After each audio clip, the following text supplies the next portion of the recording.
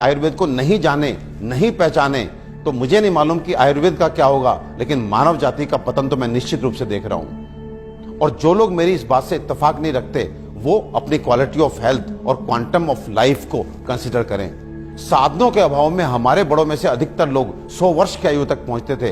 ये वो आयु है जिसकी आज हम साधन संपन्न होने के बावजूद भी कल्पना तक नहीं करते।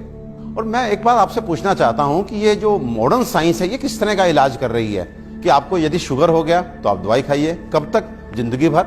आपको ब्लड प्रेशर हो गया, आप दवाई खाइए, कब तक? जिंदगी भर।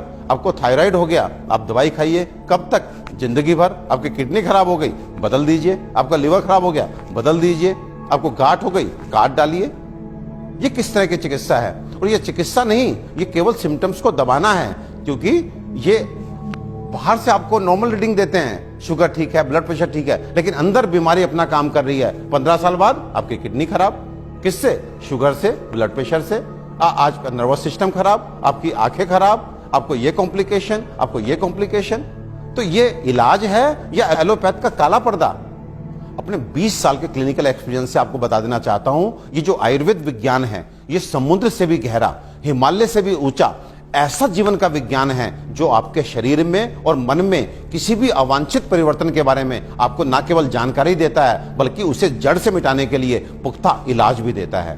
और मुझे एक बात समझ में नहीं आती, आप ऐसे विज्ञान को क्यों नहीं जानना चाहते जो आपको कभी शुगर, ब्लड प्रेशर, थायराइड और अनेक तरह की प्रॉब्लम्स आने ही ना दे। और यदि दुर्भाग्य से आ गई, आपके जेनेटिक कॉम्पोजिशन इस तरह का है कि आपको ये बीमारियां लग जाती हैं, तो इनसे कैसे आप बचे रहें और कैसे आप ठीक हो सकते हैं, इसके बारे में भी पुख्ता जानकारी दे।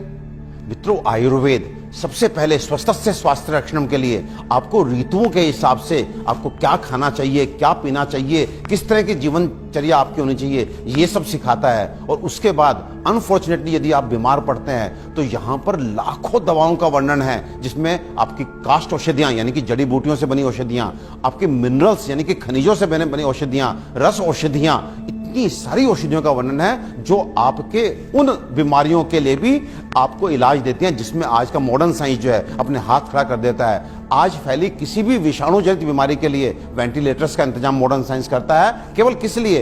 इसलिए कि वो तब तक आपको जीवित रख सके जब तक वायरस अपने आप आपको छोड़ के नहीं चला जाता। तो ये किस तरह का इलाज है? जबकि आयुर्वेदिक औषधियां ऐसी हैं जो सीधे जाके वायरस को मार के आपको बीमारी से बाहर लेके आती हैं, आपको मौत से मुके बाहर लेकर के आती हैं। तो दोस्तों, विश्वास कीजिए, अपने आयुर्वेद को मान दीजिए, सम्मान दीजिए, जानिए, पहचानिए, अपनाइए और अपने जीवन को, अपनी हेल्थ को अच्छा कीजिए।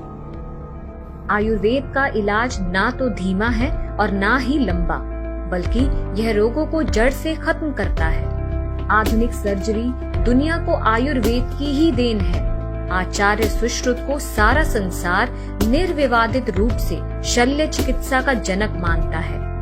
आयुर्वेद में उन बीमारियों की भी सफल चिकित्सा हो सकती है जिन्हें आधुनिक चिकित्सा विज्ञान ला इलाज मानकर आजीवन रोगी को दवाएं खिलाता रहता है। आयुर्वेद आपके और आपके